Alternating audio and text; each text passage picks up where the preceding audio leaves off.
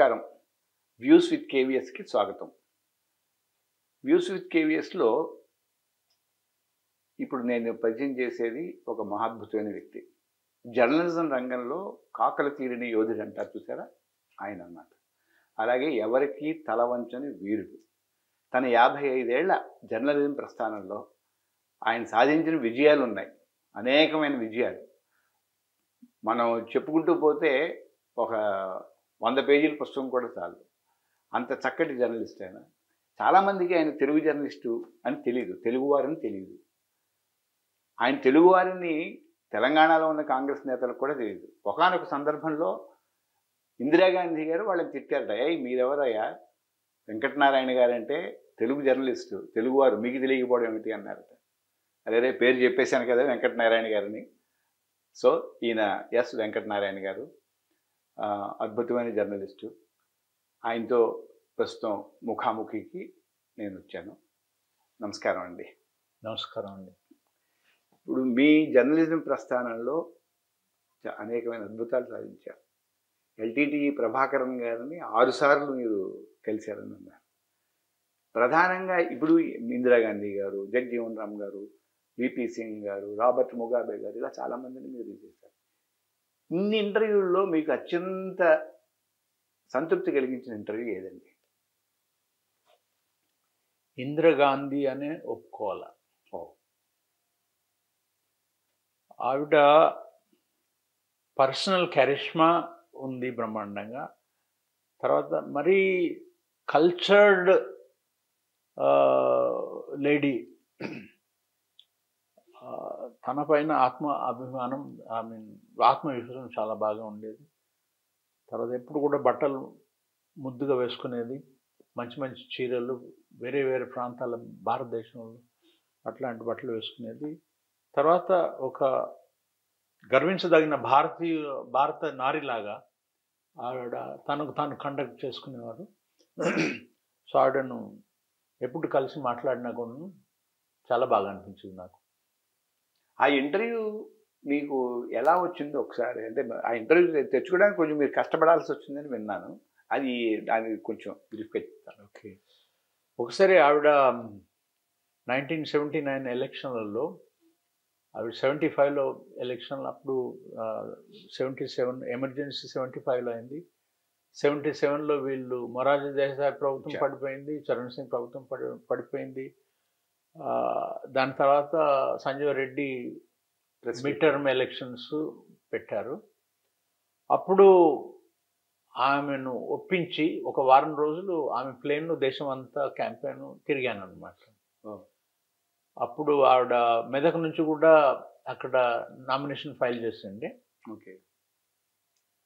ఆవిడ regular constituency ఉండే రాయ్బరేలీ ఉత్తరప్రదేశ్లో. మెదక్లో అది 2వ కాన్స్టిట్యున్సీ అనమాట. అయితే అక్కడ కాన్స్టిట్యున్సీలో కూడా నేను కలెక్టర్ ఆఫీస్లో ఆమె వచ్చినప్పుడు నేను ఉండింటిని. అక్కడనే నేను ఆమెతో తిరుగుతున్నాను కాబట్టి అక్కడ ఒక మెదక్ నగరంలో ఆవిడ ఒక ఓపెన్ జీప్లో ట్రావెల్ చేస్తుండే. నరసింహారావు గారు, తర్వాత చెన్నారెడ్డి, నెదురుమల్లి జనార్దన్ రెడ్డి, ఈ లోకల్ తెలుగు నాయకులంతా ఆవిడతోనే ఉంటుండ్రు. అంతకంటే ముందు ఒక ఓపెన్ జీప్లో నాకు ట్రావెల్ చేసే అవకాశం ఉంది. నా దగ్గర కెమెరా ఉంది, నేను ఫోటోలు తీస్తుంటుంది. దాంతో నాకు లోకల్లో ఏదో కెమెరామెన్ కూడా వచ్చిండ్రి, వాళ్ళు కూడా ఫోటోలు తీస్తుండ్రి. అయితే ఒకసారి ఇందిరాగాంధీ నేను నా జీప్ వైపు తన చైన్ ఇట్లా పెట్టి ఏమో అంటుండే. నేను దూరం ఉంటుంది కదా, మాకు అర్థం కాలేదు. నేను అయితే కలెక్టర్ ఆఫీస్ వెళ్ళిన తర్వాత నెదురుమల్లి జనార్దన్ రెడ్డి వచ్చి, ఏమంటే మీరు తెలుగువారా? అవునండి అంటే, అరే మాకు తెలియదు మేడం, మమ్మల్ని ఏమయ్యా మీకు తెలియదు ఆయన మీ వాడానంటే, మేడం మరి ఎట్లా తెలుస్తుందండి, నేను ఇక్కడ చదువుకున్న తర్వాత నేను నార్త్ ఇండియాకి వెళ్ళిపోయాను, సో ఇక్కడ పనిచేసే అవకాశం లేకుండా నాకు మీకు ఎట్లా తెలుస్తుంది? అక్కడ కలెక్టర్ ఆఫీస్లో నరసింహారావు గారితో, చెన్నారెడ్డితో, వీళ్ళందరితో పరిచయం అన్నమాట. Okay okay okay. సో అక్కడ నుంచి మేము కాకినాడ, రాజమండ్రి అదంతా చూసుకొని మద్రాసు పోయేసరికి అర్ధరాత్రి అయింది, వర్షం పడుతుండే. కరుణానిధితోనే అప్పుడు ఎలక్టోరల్ అలయన్స్ ఉండే కాంగ్రెస్ పార్టీకి. ఇద్దరు అక్కడ వర్షం లోపల మౌంట్ రోడ్లో అంబ్రిల్లాస్ కింద నిలబడి వాళ్ళు ఒక ఉపన్యాసాలు స్పీచ్లు ఇచ్చి మేము వాపసు వెళ్ళిపోయాము ఢిల్లీకి. అప్పుడు నేను ఇందిరాగాంధీని ఒక ఇంటర్వ్యూ చేయాలని రిక్వెస్ట్ పంపించాను. అయితే ఆవిడ నేను చాలా అలసిపోయాను, ఇప్పుడు వీలు కాదు, నాకు ఓపిక లేదు, ఇంటర్వ్యూ ఇచ్చాను అంటే సరే అని వెళ్ళిపోయాను. ఢిల్లీకి వెళ్ళిన తర్వాత నేను ఒక 3 పేజీల ఆర్టికల్ రాశాను. అప్పుడు ఇండియా టుడే మ్యాగజైన్లో పనిచేస్తుంటుంది. దాంట్లో ఆవిడ క్యాంపెయినింగ్ విధానము, ఎలా ఏ మీటింగ్లో ఏ విషయాన్ని గురించి మాట్లాడాలా, తర్వాత ఆ భాషలో హస్తం గుర్తుకే మన ఓటు అని మరాఠీలో ఎట్లా చెప్పాలా, తెలుగులో ఎట్లా చెప్పాలా, తమిళంలో ఎట్లా చెప్పాలా, అవన్నీ నేర్చుకొని అలా మాట్లాడుతుండే. అక్కడ లోకల్ జనాలతో ఎలా చెప్తుండే అనమాట. ఇవన్నీ వర్ణించి ఒక లాస్ట్ పారాగ్రాఫ్లో నేను రాశాను, ప్రపంచంలో గత 100 సంవత్సరాల లోపల 3 నాయకులు వాళ్ళు పబ్లిక్ సింపతి కోల్పోయి అధికారాన్ని పోడగొట్టుకున్నారు, మళ్ళా తిప్పలు పడి తర్వాత కూడా వాళ్ళ పబ్లిక్ సింపతిని గెలుచుకొని మళ్ళీ అధికారంలోకి వచ్చారు. Winston Churchill, Charles de Gaulle, Napoleon Bonaparte. అయితే ఈ 3 10 ఏళ్ళు వెయిట్ చేసిన తర్వాతనే వాళ్ళకు మళ్ళీ అధికారం చేసే యోగం దొరికింది. కానీ ఈ ఇందిరాగాంధీ 30 మాసాల లోపలనే వచ్చే అవకాశాలు ఉన్నాయి. నేను వారం రోజులు ఆవిడతోని 8,000 కిలోమీటర్లు ప్రయాణం చేసి చూశాను. జనాలతోని స్పందన బాగా ఉన్నది, మంచి మెజారిటీతోని గెలిచే అవకాశాలు ఉన్నాయని రాశాను అనమాట. అయితే ఆవిడ ఆర్టికల్ చదివి నాకు ఒక మెసేజ్ పంపించింది, థ్యాంక్ యూ అని. తర్వాత వారం రోజుల కింద మనం నా ప్లేన్లో తిరిగినప్పుడు మీరు నన్ను ఇంటర్వ్యూ అడిగారు, ఇది అప్పుడు నేను అలసిపోయి ఉంటే నేను వీలు కాదని చెప్పాను, మీరు ఇప్పుడు కూడా నన్ను ఇంటర్వ్యూ చేయదలుచుకున్నారా అంటే, ఇందిరాగాంధీతో ఇంటర్వ్యూ చేయను అని ఎవరైనా అంటారా? అయితే సరే మరి 2 గంటల లోపల నేను కాన్పూర్ పోతున్నాను అంటే, ఆవిడ కాన్పూర్లో ఉండే యశ్పాల్ కపూర్ అని ఒక అతను ఆర్గనైజర్ ఆవిడ పార్టీ క్యాంపెయిన్కి, అతను నాకు ఫోన్ చేసి పిలుచుకొని తీసుకుపోయాడు కాన్పూర్ పోయి. నెక్స్ట్ మార్నింగ్ మేము అక్కడ పోతే ఇక మేము ఆగ్రా నుంచి చండీగఢ్ ఎక్కడో పోయేటప్పుడు ప్లేన్లోనే ఆమె మేడం అసిస్టెంట్ కూడా వచ్చి, సార్ అమ్మగారు మిమ్మల్ని జ్ఞాపకం చేస్తున్నాను పోయి అప్పుడు ఆవిడతో ఇంటర్వ్యూ చేశాను. అయితే అప్పుడు చిన్న టేప్ రికార్డర్స్ లేకుండా, బిగ్ నేషనల్ ఎక్కువ రేడియో లాగా పెద్ద అది పట్టుకుని నేను పోయేసరికి ఆవిడ నన్ను చూసి ఇది ఏమిటి అని అడిగాను. టేప్ రికార్డర్ అమ్మా అంటే, ఇది పనిచేస్తుందా మరి? వాళ్ళు ఇదే ఉన్నదని నేను తీసుకొచ్చాను. అయితే నేను మిమ్మల్ని మిస్కోట్ చేయను, ఇంటర్వ్యూ అయిపోయిన తర్వాత నేను వెనక్కి పోయి నేను అంత నోట్ చేసుకుంటాను అంటే నవ్వుతూ అన్నది, లేదా అట్లా మజాక్ చేస్తున్నాను. సరే అన్నది. అలాగే ఇంటర్వ్యూ చేశాను. అయితే ఏమండి మేము గత వారంలో మీతో దేశం అంతా తిరిగాను, నాకు అనిపిస్తుంది మీరు మంచి మెజార్టీతో గెలిచే అవకాశాలు ఉన్నాయి. అయితే మీరు ఎమర్జెన్సీ సమయంలో మీ చిన్న అబ్బాయి సంజయ్ గాంధీ, తర్వాత వీసీ శుక్లా అని వాళ్ళు ఏదో చేసి దానివలన మీ బదనాం అయిపోయారు, మరి ఒకవేళ మీరు అధికారంలోకి వస్తే వాళ్ళని గురించి ఏం చేయబోల్చుకున్నారు అని అడిగాను. కొడుకు అంటే ప్రతి తల్లికి ఇష్టమే కదా. అంతే కదండి. ఆ ప్రశ్న నేను అడిగినందుకు నాకు ఆవిడ ముఖం చూస్తే అనిపించింది, నాకు బాగా అనిపించలేదని. అయినా కూడా ఆమె కోపం ఫటాఫట్ చేసుకుంటుంది, కానీ కోపడలేదు నా మీద. నేను ఒక ఆస్ట్రాలజర్ కాదు కదా, ఎలక్షన్ రిజల్ట్స్ వచ్చిన తర్వాత ఎవరితో ఏం చేయాలో అది నేను తర్వాత ఆలోచించాల్సి పెడతాను అది చేస్తుంది అనమాట. అంటే ఇక ఎక్కువ కష్టపడాల్సిన అవసరం ఏం లేదు. కానీ ఆమె నేను రాసిన ఆర్టికల్ చూసి అంత ఇంప్రెస్, ఎందుకంటే అప్పటి వరకు ఎవరు కూడాను ఆవిడ ఎలక్షన్లో గెలిచి మళ్ళీ ప్రధానమంత్రి కాగలదు ఎవరు రాయలేదు అంతవరకు. సో ఆ నా సాహసాన్ని ధైర్యాన్ని చూసి ఆమె మెచ్చుకుంది. ఆమె చచ్చిపోయేదాకా మంచి సంబంధాలు పెట్టుకున్నాను నాతోని. ఒకసారి నన్ను అక్కడ ఇన్ఫర్మేషన్ అడ్వైజర్గా కూడా తనతో పనిచేయమని కూడా ఇన్వైట్ చేసింది. అయితే నేను జర్నలిస్ట్గానే హ్యాపీగా ఉన్నానమ్మా, మీతో పని చేయదలుచుకోలేదు, నేను గవర్నమెంట్ ప్రభుత్వం ఉద్యోగం ఎవరితో ఇంతవరకు చేయలేదు, so thank you very much అని చెప్పాను అనమాట. అయినా కూడాను తన జీవితాంతం వరకు ఎప్పుడు కలిసినా ఎక్కడైనా కానీ ఒకసారి ఇంటర్వ్యూ చేసేందుకు తర్వాత కూడా పోయాను. రాజస్థాన్ తన ఆవిడ ప్లేన్లో పోయి అక్కడ నుంచి హెలికాప్టర్లు తిరగడం అదంతా చేశాను. ఇక్కడ నా పత్రికా విలేకరుల సమావేశం అయితే నేను చేయెత్తితే వెంటనే నన్ను ప్రశ్న అడిగేందుకు అవకాశం దొరుకుతుంది. ఆ ప్రశ్నకు జవాబు, ఇంత పెద్ద జాబ్ ఇస్తుంటే అది వచ్చే రోజు నెక్స్ట్ మార్నింగ్ హెడ్లైన్స్లో న్యూస్ వస్తుంది అనమాట. మంచి సంబంధాలు ఉండేవి. అప్పుడు మీరు చేసిన ఇంటర్వ్యూకి ఇందిరాగాంధీ గారు చెయ్యలేబట్టి ఐ షల్ విన్ అని వేసిన అది అంతకంటే ముందు బొంబాయిలో నేను ఆన్లుకర్ మ్యాగజైన్గా ఎడిటర్గా ఉండింటిని. అప్పుడు అక్కడ అసెంబ్లీ ఎలక్షన్ క్యాంపెయినింగ్ కోసం వచ్చిండే. ఇది 78 అనుకుంటాను బహుశా.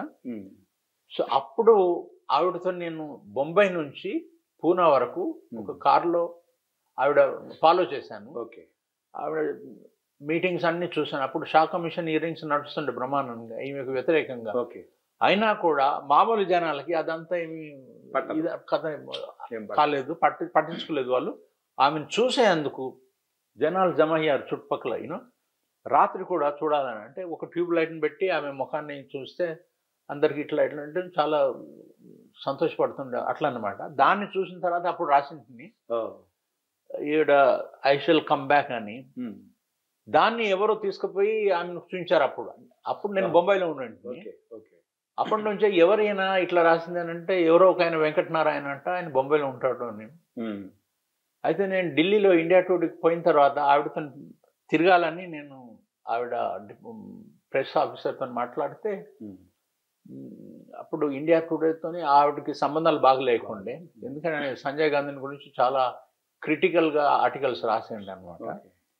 అయితే ఇతను ఐ షల్ కమ్ బ్యాక్ అనే ఆర్టికల్ చూపించి, అయితే ఇండియా టుడే ఏం రాసిందో మీకు ఇంతకుముందు ఆయనకు దాంతో నేను సంబంధం లేదు అని అప్పుడు ఆమెను ఒప్పించి నన్ను వెంట తీసుకుపోయారు అనమాట. అది అప్పటి నుంచి ఇండియా టుడే వైఖరి మారిందంటారా? అది వైఖరి అంటే సంజయ్ గాంధీ చచ్చిపోయా తర్వాత ఇక అతన్ని క్రిటిసైజ్ చేసడం కంటే అట్లాంటివి ఏమి ఇది ఉండే కదా. ఇండియా టుడే పత్రికలో వేరే ఎడిటర్స్ కూడా ఉండ్రి, కానీ నాతోనే మంచి సంబంధాలు ఆవిడ మెయింటైన్ చేస్తూ వచ్చారు. మరి ఇందిరాగాంధీ గారు ఎమర్జెన్సీ పెట్టినప్పుడు దానికి వ్యతిరేకంగా మీరు ఏమైనా ఆర్టికల్స్ రాశారా? దాని మీద మీ అభిప్రాయం? ఎమర్జెన్సీ ఆవిడ అనౌన్స్ చేసిన తర్వాత నేను ఇంగ్లాండ్, నాకు ఒక లండన్ టైమ్స్ నుంచి స్కాలర్షిప్ దొరికింది. అప్పుడు నేను అక్కడ పోయింది, లండన్లో 3 మాసాలు పనిచేసి వాపస్ వచ్చింది. అప్పుడు ఎమర్జెన్సీగా నడుస్తూనే ఉండే అనమాట. అయితే నేను వచ్చిన తర్వాత 1-2 మాసాల తర్వాత అప్పుడు ఢిల్లీలో ఉంటుండే నేను. ఇండియన్ ప్రెస్ అని ఒక జర్నలిస్టుల మ్యాగజైన్ ఎడిట్ చేస్తుంటే ఇండియన్ న్యూస్ పేపర్ సొసైటీ వాళ్ళ తరఫున. అయితే నా అనుభవాలను లండన్ గురించి ఒక ఆర్టికల్ రాసింటిని ఆ మ్యాగజైన్, నేనైతే రాసిన మ్యాగజైన్. అయితే దాన్ని ఫ్రీ ప్రెస్ జర్నల్ ప్రొప్రైటరు కలకత్తాలో చూసి చదువుకొని పిలిచారు. మేము బొంబాయిలో మాది ఒక మ్యాగజైన్ ఉంది ఆన్లుకర్ అని, అక్కడ సండే మ్యాగజైన్ మొదలు పెడుతున్నాను అనమాట. అయితే నన్ను పిలిచారు. అయితే అప్పుడు అక్కడ పోయి నేను జాయిన్ అయ్యాను అనమాట. అయితే ఇక ఎమర్జెన్సీ నడుస్తుండే అక్కడ. ఏమైనా ఆర్టికల్స్, పొలిటికల్ ఆర్టికల్స్ రాయాలంటే బొంబాయి నుంచి ఢిల్లీకి పంపించాల్సి ఉంది. అక్కడ వాళ్ళు పిఏబిలో ఒక అన్ని ఆర్టికల్స్ క్లియర్ చేస్తున్నందుకు ఒక సపరేట్ డివిజన్ ఉంటుండే అనమాట. అట్లా క్లియర్ చేస్తుండే. ఒకసారి నేను పబ్లిక్ ఒపీనియన్ అని ఒక ఫుల్ పేజ్ ఆర్టికల్ మీద మీ రీడర్స్ అభిప్రాయాలు అడుగుతూ ప్రశ్నలు పంపించాము. సో దానికి జవాబులు వచ్చాయి. ఆ ట్రైన్స్ సమయానికి నడుస్తున్నాయి, అది ఇంకా ఏదో క్రిటికల్ రెఫరెన్సెస్ కూడా ఉండే, ఇప్పుడు నాకు జ్ఞాపకం లేదు. అలాంటిది కూడా నేను పబ్లిష్ చేశాను. సో ఎమర్జెన్సీ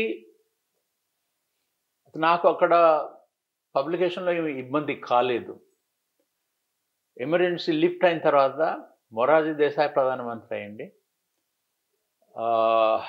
అప్పుడు ఎల్కే అద్వానీ ఇన్ఫర్మేషన్ మినిస్టర్గా ఉండే. ఆయన ఒకసారి ఢిల్లీ నుంచి బొంబాయికి వచ్చిండ్రి. అప్పుడు ఒక ప్రెస్ కాన్ఫరెన్స్ పెట్టిండ్రి. ప్రెస్ కాన్ఫరెన్స్లో నేను ఆయన ఒక ప్రశ్న అడిగాను, ఎమర్జెన్సీ సమయంలో భారతదేశపు పత్రికల వ్యవహారాన్ని గురించి మీ అభిప్రాయం ఏమిటి అని. అయితే ఆయన అన్నారు, when the press was expected to bend, it began crawling. తల వంచుకొని నడిచే బదులు వాళ్ళు వాక్కుంటూ పోయారని అట్లా అన్నమాట. So that's a classic statement. That was in response. నేను అడిగిన ప్రశ్నకి ఆయన జవాబు ఇస్తూ అట్లా జవాబు చెప్పారు అనమాట. ఓకే. సో దీని తర్వాత షా కమిషన్ హియరింగ్స్ మొదలయ్యాయి. దెన్ అక్కడ అసెంబ్లీ ఎలక్షన్స్ మహారాష్ట్రలో మొదలైనప్పుడు ఆవిడ క్యాంపెయినింగ్కి వచ్చండి. అప్పుడే ఆవిడను కలవకపోయినా ఆ జనాల స్పందనను చూసి నేను ఆర్టికల్ రాసింటిని, ఐ షల్ కమ్ బ్యాక్ అని. ఆర్టికల్ ఆమె చూసినప్పుడు నన్ను కలవదు, నేను ఆమెను కలవలేదు, కానీ ఆమె మెదడులో ఉండిండి అనమాట. సో నేను ఢిల్లీకి పోయిన తర్వాత ఆమెతోని ఆమె క్యాంపెయినింగ్ కవర్ చేసేందుకు రమ్మనంటే అప్పుడు నేను పోవాలనంటే వాళ్ళు ఒప్పుకొని తీసుకుపోయారు. నేను తిరిగి వచ్చిన తర్వాత నా ఇంప్రెషన్స్ రాస్తూ చెప్పాను కదా, మళ్ళీ ఆవిడ బ్రహ్మాండమైన మెజార్టీతో ఎలక్షన్లు గెలవబోతుందని. దాని తర్వాత సంబంధాలు బాగా ఉండే. ఎప్పుడైనా నేను ఆవిడని కళ్ళు దాచుకుంటే, ఎప్పుడైనా నేను ఏదైనా మీటింగ్లో కనిపిస్తే అట్లా ఇప్పుడు ఆవిడ మందలించేది, ఎట్లా మీరు బాగున్నారా, కుటుంబం అంత కులాసన అట్లాంటి. అయితే ఒకసారి విజ్ఞాన్ భవన్లో ఏదో మీటింగ్ అయినప్పుడు చాలామంది అక్కడ 50 మంది అట్లా లీడర్స్ ఉండిండ్రి. నామ్ సమిట్ అనుకుంటాను, నా జ్ఞాపకం రావట్లేదు. అయితే అందరిని కలుస్తూ నా దగ్గరికి వచ్చి ఆవిడ కొంచెం ఆగి కబుర్లు చెప్పుకున్నది ఒక 45 సెకండ్స్లో. అయితే వాళ్ళు ఆ మీటింగ్ అయిపోయిన తర్వాత నేను అవతల నా కార్ దగ్గరికి పోతుంటే ఒక మనిషి పరిగెత్తుకొని వచ్చాను. సార్ ఏమండి మీకు మేడం బాగా గుర్తున్నట్టున్నదంటే, అట్లా ఏం లేదండి, నేను ఏదో ప్రొఫెషనల్ రిలేషన్షిప్ అని అంటే, నా పేరు చంద్రశేఖర్ రెడ్డి అండి, నేను రాజ్యసభ మెంబర్షిప్కి ప్రయత్నం చేస్తున్నారు, మేడంకు నా గురించి ఒక ముచ్చట చెప్పండి అంటే, నేను అంత సన్నిహితమైన సంబంధం లేదు, ఉన్నా కూడా నేను ఆమె రాజకీయాలు ఆమెవి, నా జర్నలిజం నాది, నేను అమ్మాయి ఈయనకి రాజ్యసభ మెంబర్ చేయని నేను అట్లాంటి చేయనండి, మీకు నమస్కారం అని వెళ్ళిపోయాను అనమాట. అది మీ సంస్కారాన్ని తెలియజేస్తుంది, వృత్తిలో మీ నిబద్ధతను తెలియజేస్తుంది. సరే, ఈ తరం జర్నలిస్టుల గురించి వాటి గురించి చాలా తక్కువ మాట్లాడుకోవాలి. మీరు నిజంగా ఈ తరం జర్నలిస్ట్కి ఆదర్శం అండి. ఇంకొకటి ఏంటంటే, ఇప్పుడు పివి నరసింహారావు గారితో మీకు తర్వాత ఆయన ప్రైమ్ మినిస్టర్ అయిన తర్వాత ఆయనతో ఇంటర్వ్యూ చేశారా? ఆయనతో ఇంటర్వ్యూ చేశాను. ఒకసారి ఒరిస్సాలో వరదలు వచ్చిండే. అయితే నేను ఇంటర్వ్యూ చేయాలంటే, సరే మరి నాతో రా, మేము ప్లేన్లో మనం మాట్లాడుకుందామని. అయితే సెట్ ఆఫ్ క్వశ్చన్స్ నేను ముందలే పంపించాను. సో నార్మల్గా ప్రైమ్ మినిస్టర్స్ని కలవాలంటే ఏదన్నా మామూలు కబుర్లు కాకుండా ఏదైనా పాలసీ స్టేట్మెంట్ చేయాలంటే వాళ్ళు పిఎంఓ ఆఫీస్ నుంచి వాటికి ఏమైనా జాబులు చేస్తారు కదా, అట్లా దెన్ వాటికి జాబులు తయారు చేసి దెన్ టెక్స్ట్ ఇచ్చిన తర్వాత ఇక పైనుంచి ఏమన్నా మళ్ళీ ప్రశ్నలు అడగాలంటే అట్లా చేశాను. తర్వాత ఆయనతో నేను విదేశాలు కూడా యాత్రల్లో కూడా తిరిగాను. స్విట్జర్లాండ్ పోయాను, జర్మనీ పోయాను, మలేషియా పోయాను, అండ్ ఇరాన్ పోయాను. అమెరికాకు ఆయనతోని 2-3 సార్లు పోయాను. సో ప్లేన్లో ఆయన వచ్చేటప్పుడు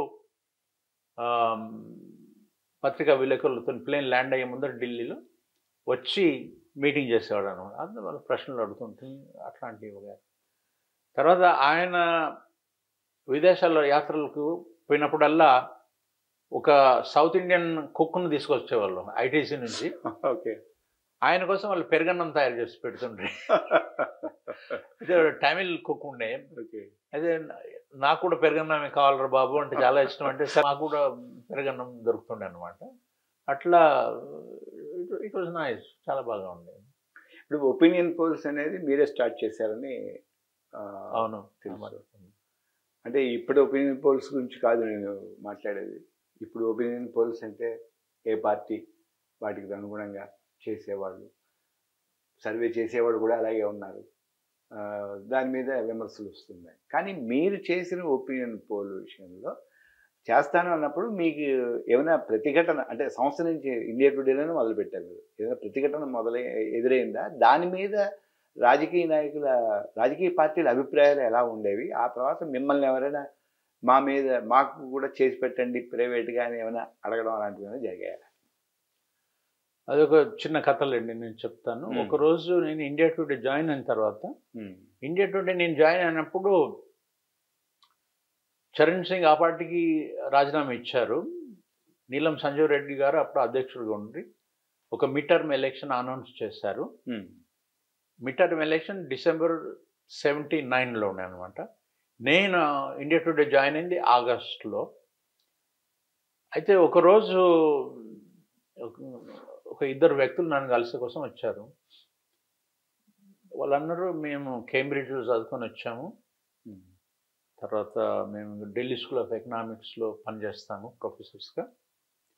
మాకు ఈ పబ్లిక్ ఒపీనియన్ పోల్స్ కండక్ట్ చేయడం అంటే చాలా ఇష్టము, మీరు మాకు అవకాశం ఇస్తారా అని అడిగారు. అంటే మీ అనుభవం ఏమిటి చెప్పినాయనంటే వాళ్ళు ఒక చిన్న క్లిప్పింగ్ తీసుకొచ్చి చూపించారు. అది ఇండియన్ ఎక్స్ప్రెస్లో ఒక 3 కాలం స్టోరీ ఉండే. అది ఢిల్లీలో ఒక ముస్లిం ఏరియా ఉంది అక్కడ, ఓల్డ్ ఢిల్లీలో.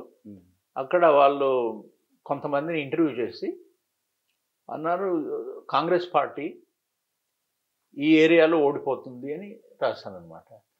ఎంతమందిని ఇంటర్వ్యూ చేస్తానంటే 500 మందిని ఇంటర్వ్యూ చేస్తాను. అయితే బాబు ఈ దేశం అంతటా లోక్సభ ఎలక్షన్స్, వేలాది మందిని ఇంటర్వ్యూ చేయాలా, అది చాలా పెద్ద పని, చేయగలరా అంటే ఆమె చేయగలము. అయితే మీరు ఇట్లా చేయాలా, ఎలక్షన్ కమిషన్కి పోయి 1952 ఫస్ట్ లోక్సభ ఎలక్షన్ నుంచి వచ్చిన ఫలితాలను ఒక కంప్యూటర్లో ఫీడ్ చేసి, భారతదేశం ప్రపంచంలో అన్నిటికంటే పెద్ద ప్రజాస్వామ్యమైన దేశము, ప్రతి 5 సంవత్సరాలకు ఒక మిలిటరీ కూ లేకుండా జనాలు పోయి వాళ్ళు ఓట్లు వేసి వాళ్ళకి ఇష్టమైన ప్రభుత్వాన్ని ఎన్నుకుంటారు. అయితే is there any method in this madness, I want to know, అది మీరు ఇది చేయగలరా అని. అయితే వాళ్ళిద్దరూ ఏమైంది బాబు అంటే, సార్ మీరు ఏమంటున్నారో తెలుసు అంటే, ఏంటి, లక్షలాది పీసెస్ ఆఫ్ ఇన్ఫర్మేషన్ మేమంతా గ్యాదర్ చేయాలా, అదంతా ఒక కంప్యూటర్లో ఫీడ్ చేయాలా, అలాంటి కంప్యూటరు ఇండియాలో ఒక IIT Indian institute of technology ఢిల్లీలో మాత్రమే ఉంది. అయితే కిరాయి తీసుకోండి, వాళ్ళు మన కోసం ఈ ప్రాజెక్ట్ కోసం వాళ్ళకి ఏమైనా డబ్బు కావాలంటే మేము ఇచ్చేస్తాం. అది సరే సార్, మరి కనీసం 100 మందినన్నా మేము వాలంటీర్స్ కావాలంటే, if you can do it అండి, కావాల్సి వాళ్ళకి ఎనీ పేమెంట్ ఈజ్ రిక్వైర్డ్ మేము ఇస్తానంటే, ఓకే. వాళ్ళు కొంచెం నర్వస్గా ఉండరు, వాళ్ళకు ఇంత ఆత్మవిశ్వాసం లేకుండా మేము చేయగలమో లేదని. అయితే నేను చెప్పాను, బాబు ఇలాంటి రీసెర్చ్ ప్రపంచంలో ఎక్కడ కూడా కాలేదు, ఇది ఒక మ్యాసివ్ ఎక్సర్సైజ్, 4 రోజులు గడువు ఇస్తాను, ఆలోచించుకోండి, మీ ఫ్రెండ్స్ని కన్సల్ట్ చేయండి, మీరు వీలవుతుంది అని అంటే నా దగ్గరికి రండి, చెప్పండి, then we will go forward. ఒకవేళ వీళ్ళు కాదు, మాకు చేత కాదు సార్ అని అంటే పర్వాలేదు, ఎందుకంటే నాకు తెలుసు ఇది చాలా కష్టమైన పని, ఇది for the first time in the world somebody is trying to do this అని. 5 రోజుల తర్వాత మళ్ళీ వాళ్ళు వచ్చారు దగ్గరికి, సార్ అది మేము చేస్తాం, వెరీ గుడ్. అయితే ఈ వాలంటీర్స్కు అది కిరాయకు ఇండియన్ మేము కంప్యూటర్ కాదని ఇచ్చిన తయారున్నాము. అంటే అప్పుడు నేను పోయి అరుణ్ పూరి ఓనర్ పోయి ఏమయ్యా నువ్వు 75లో మొదలుపెట్టింది 1975లో మ్యాగజైన్, మేము 79కి వచ్చాము. అప్పటి వరకు ఇంకా పత్రిక ఎస్టాబ్లిష్ కాలేదు అనమాట. నేను అరుణ్ పూరితో చెప్పాను, మనం ఏదన్నా ఒకటి చేయాలా, ఇంకా వేరే వాళ్ళు అలాంటిది ఎవరు చేయట్లేదు అంటే, వెంకట్ నీ మనసులో ఏమున్నది అని అడిగాను. అంటే ఇండియన్స్ పొలిటికల్ యానిమల్స్, వాళ్ళకి రాజకీయాలు అంటే చాలా ఇష్టం. ఇప్పుడు వచ్చేది జనరల్ ఎలక్షన్ ఉంది, దాని గురించి మనం if you do something different people will be interested. ఏం చేస్తే బాగుంటుందంటే, నా దగ్గర ఇద్దరు వచ్చి కూర్చున్నారు, కేంబ్రిడ్జ్లో చదువుకొని వచ్చిన వాళ్ళు, Delhi school of economics professors. వాళ్ళు సెఫాలజీ అని అంటారు అనమాట, ది సైన్స్ను. There interested. నేను చెప్పాను, మీరు పోయి ఈ ఎలక్షన్ కమిషన్లో ఈ డేటా అంతా తీసుకొచ్చి అది ఒక కంప్యూటర్ ఫీడ్ చేసి దాంట్లో నుంచి ఏమైనా ఫలితాలు వస్తాయా చేస్తారంటే వాళ్ళు ఒప్పుకున్నారు. నా రూమ్లో కూర్చున్నారు, కాఫీ తాగుతున్నారు. అయితే వాళ్ళను మనం ఈ పని చేస్తే ఇలాంటి పని ఇంకెవరు చెయ్యడు కాబట్టి అందరూ మన గురించి మాట్లాడతారు, and that is something different అంటే ఒప్పుకున్నాడు. సో వాళ్ళు then I took them and introduce them to Arun Puri and they started work. అప్పుడు ఫార్ట్ నైట్లో ఉండేవా, నెలకు 2 సార్లు వస్తుంది ఆ పత్రిక. అప్పుడు ఆ ఇద్దరు పేర్లు ఏమైనా గుర్తున్నాయి మీకు? ప్రణయ్ రాయ్, ఇప్పుడు ఎన్డీటీవీ తర్వాత మాట్లాడాడు. అశోక్ లాహిరి అని, వాడు అడ్వైజర్ టు ద ఫైనాన్స్ మినిస్టర్గా ఉండే, తర్వాత ఏషియన్ డెవలప్మెంట్ బ్యాంకులో తర్వాత కూడా పోయి మనీలాలో పనిచేసి వచ్చాడు అనమాట. ఆ ఇద్దరు ప్రొఫెసర్స్ వాళ్ళు అనమాట. అయితే అరుణ్ పూరి ఒప్పుకున్నాడు. నేను వాళ్ళు రీసెర్చ్ మొదలెట్టారు. తర్వాత ప్రతి వారం 3-4 పేజీలు ఆర్టికల్స్ గ్రాఫిక్స్ని ఇచ్చేస్తుంటారు. వాళ్ళు ఒక థియరీ ఫ్లోట్ చేస్తారు, టీనా ఫ్యాక్టర్ అని, TINA, there is no alternative to Indira Gandhi అని. వచ్చేది జనరల్ ఎలక్షన్ ఉంది, దాని గురించి మనం if you do something different people will be interested. ఏం చేస్తే బాగుంటుందంటే, నా దగ్గర ఇద్దరు వచ్చి కూర్చున్నారు, కేంబ్రిడ్జ్లో చదువుకొని వచ్చిన వాళ్ళు, Delhi school of economics professors. వాళ్ళు సెఫాలజీ అని అంటారు అనమాట, ది సైన్స్ను. There interested. నేను చెప్పాను, మీరు పోయి ఈ ఎలక్షన్ కమిషన్లో ఈ డేటా అంతా తీసుకొచ్చి అది ఒక కంప్యూటర్ ఫీడ్ చేసి దాంట్లో నుంచి ఏమైనా ఫలితాలు వస్తాయా చేస్తారంటే వాళ్ళు ఒప్పుకున్నారు. నా రూమ్లో కూర్చున్నారు, కాఫీ తాగుతున్నారు. అయితే వాళ్ళను మనం ఈ పని చేస్తే ఇలాంటి పని ఇంకెవరు చెయ్యడు కాబట్టి అందరూ మన గురించి మాట్లాడతారు, and that is something different అంటే ఒప్పుకున్నాడు. సో వాళ్ళు then I took them and introduce them to Arun Puri and they started work. అప్పుడు ఫార్ట్ నైట్లో ఉండేవా, నెలకు 2 సార్లు వస్తుంది ఆ పత్రిక. అప్పుడు ఆ ఇద్దరు పేర్లు ఏమైనా గుర్తున్నాయి మీకు? ప్రణయ్ రాయ్, ఇప్పుడు ఎన్డీటీవీ తర్వాత మాట్లాడాడు. అశోక్ లాహిరి అని, వాడు అడ్వైజర్ టు ద ఫైనాన్స్ మినిస్టర్గా ఉండే, తర్వాత ఏషియన్ డెవలప్మెంట్ బ్యాంకులో తర్వాత కూడా పోయి మనీలాలో పనిచేసి వచ్చాడు అనమాట. ఆ ఇద్దరు ప్రొఫెసర్స్ వాళ్ళు అనమాట. అయితే అరుణ్ పూరి ఒప్పుకున్నాడు. నేను వాళ్ళు రీసెర్చ్ మొదలెట్టారు. తర్వాత ప్రతి వారం 3-4 పేజీలు ఆర్టికల్స్ గ్రాఫిక్స్ని ఇచ్చేస్తుంటారు. వాళ్ళు ఒక థియరీ ఫ్లోట్ చేస్తారు, టీనా ఫ్యాక్టర్ అని, TINA, there is no alternative to Indira Gandhi అని. జనాలు ఆవిడకు ఓటు వేసే అవకాశం ఉంది, ఎందుకంటే వాళ్ళు ఇంకా ఒక దేశాన్ని నడిపించే స్తోమత ఉన్న వాళ్ళు ఎవరు కనిపించట్లేదు అని టీనా అని. ఇంకొకటి స్వింగ్ జోన్స్ అని పెట్టారు. స్వింగ్ జోన్స్ అని అంటే జనాలు ఒక ఏరియాలో ఉండే జనాలు ఒక పార్టీ కోసమైనా ఆ పార్టీ వ్యతిరేకంగా ఒక సమూహంగా వాళ్ళు ఓటు చేస్తారు. దానివలన ఆ అభ్యర్థులు ఓడిపోతారు లేకపోతే గెలుస్తారు అని. దేశాన్ని అంతాను 29 స్వింగ్ జోన్స్ లాగా పెట్టారనమాట. సో దేశం అంతా చర్చించడం మొదలెట్టింది. India today copies same day అన్ని దేశం అంతటా డిస్ట్రిబ్యూట్ కాకపోతుండే, ఢిల్లీలో మొదలు రిలీజ్ అయితే లక్నో నుంచి, చండీగఢ్ నుంచి, భోపాల్ నుంచి వీళ్ళకు ఏజెంట్స్ వచ్చి వందలాది కాపీలు కొనుక్కపోయి అక్కడ బ్లాక్లో అమ్ముతుండ్రు వాళ్ళ. అట్లా ఉండే అనమాట. అంత స్టేచర్ వచ్చేసింది అనమాట దానికి. ఓకే, సో ఈ దేశం అంతా చర్చిస్తున్నారు టీనా ఫ్యాక్టరు, స్వింగ్ జోన్స్, అది దాన్ని. ఎలక్షన్కు 2 మాసాల ముందుగాల నా దగ్గరికి వీళ్ళు వచ్చింది మళ్ళా, sir we have floated this theories అంటే అవును అన్నాను. అయితే మేము వాటిని టెస్ట్స్ చేయాలని, అయితే గో హెడ్, అయితే దానికోసం మేము ఒక పబ్లిక్ ఒపీనియన్ పోల్ చేయాలని, అయితే గో హెడ్, దానికోసం కనీసం 25,000 మందినైనా మేము ఇంటర్వ్యూ చేయాలా దేశం అంతటా, అయితే గో హెడ్.